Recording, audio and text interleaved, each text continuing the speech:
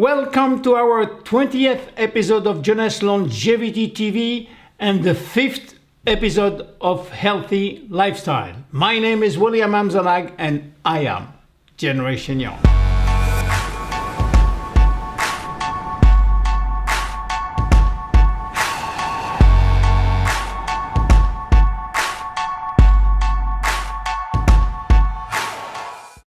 In many cultures, people eat at home and therefore they can eat in a controlled environment.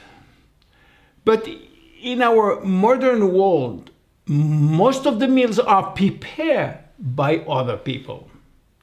In this episode, I will show you how to take control of your eating habits at work, when eating out, how decoding restaurant menus and making healthy requests. Today, many people eat out at the restaurant, at the office, while flying or at other people's home. It has become part of our lifestyle. And here are the facts. If you eat out often, this will have a large impact on your dietary intake.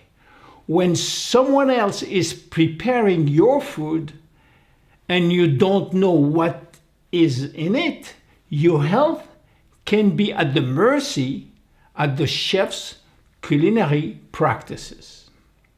So, how to stay healthy while going to restaurant? At the restaurant, there are 7 rules to follow. First, if you know that you will be going for dinner, eat a light lunch. Second, skip any restaurant that offers buffet or all-you-can-eat options. If you cannot avoid the buffet, decide ahead of time what and how much you will eat and stick by your decision. Third, read carefully the menu. Rule out anything described as crusted, crispy, which usually means fried. Don't hesitate to ask your server and make healthy requests. Ask him specific questions as how a dish is prepared and what it contains. Don't be shy about making requests. Ask your server to remove the bread or chips basket from the table so that you will not overeat before your meal arrives. 4. Starting with a salad or a soup will help. Ask for low-fat dressing on side and skip the crouton. 5. When possible, choose main dishes which include lots of vegetables. If the main dish seems too large, share it with your dining companion or eat half and take the other half at home. 6. Stick with water or tea or other beverage without added sugar. Be careful about alcohol, because it may relax you to a point that you may eat far more than you should. If you do choose an alcoholic beverage, prefer red wine and don't start drinking before starting eating. In general, look for something baked, broiled, grilled, poached, roasted, or the best steamed. 7. Stick with dessert that are fresh fruits or sorbet. One of the things, eating at work. Research shows that we tend to eat more food if it's readily available, or when there is a greater variety to choose for, or when we have easy access to it.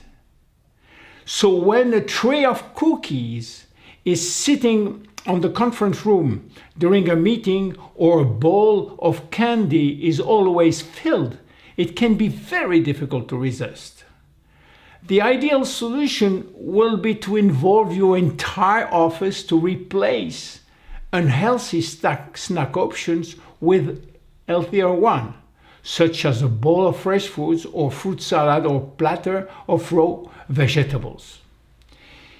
If you find it tempting to join in when you see others eating junk food at work, bring a health lunch and leave the office for a brisk walk whenever it's possible, and then eat your prepared meal outside. Now, something quite interesting. How controlling your eating when socializing. Do you know that people sitting at a table with us can influence our eating patterns, often without realizing it?